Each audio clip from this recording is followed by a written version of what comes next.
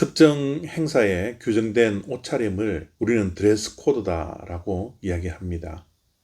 미국의 상류층에 초청받는 파티에 가려면 그 파티에 맞는 드레스 코드를 입어야 됩니다.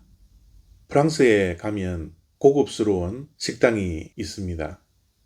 그곳에 들어가기 위해서 그 식당에 맞는 드레스를 입어야 식당에 들어가 식사를 할 수가 있다고 합니다.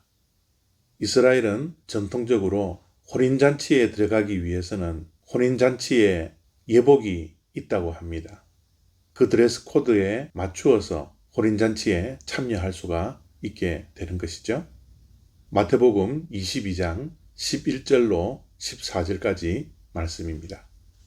임금이 손님들을 보러 들어올새 거기서 예복을 입지 않은 한 사람을 보고 이르되 친구여 어찌하여 예복을 입지 않고 여기 들어왔느냐 하니 그가 아무 말도 못하거늘 임금이 사환들에게 말하되 그 손발을 묶어 바깥 어두운 데에 내 던지라. 거기서 슬피 울며 이를 갈게 되리라 하니라.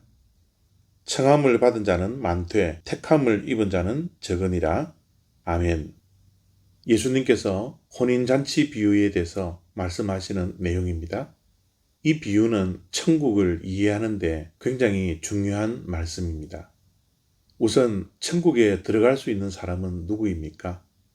아들의 혼인잔치에 임금이 종을 시켜서 사람들을 초청을 합니다. 그 초청받은 사람이 혼인잔치에 들어갈 수 있는 자격이 있는 것입니다. 천국이 그렇습니다.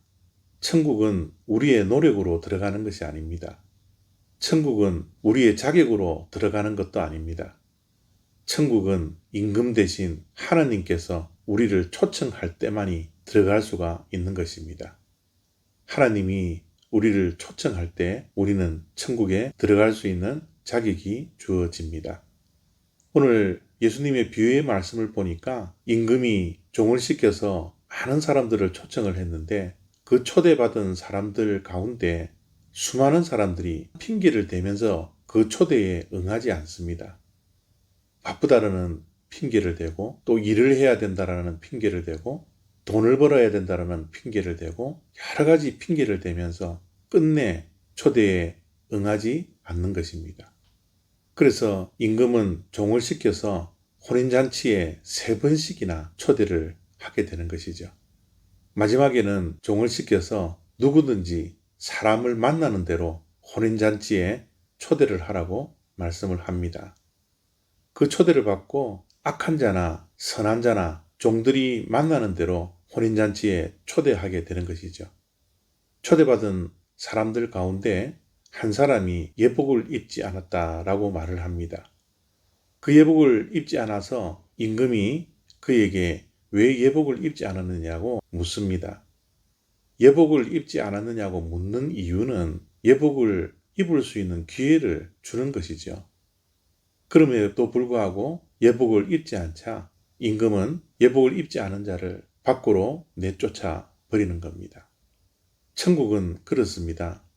천국에 들어가려면 예복을 입어야 합니다. 그런데 그 예복은 우리가 준비한 예복이 아닙니다.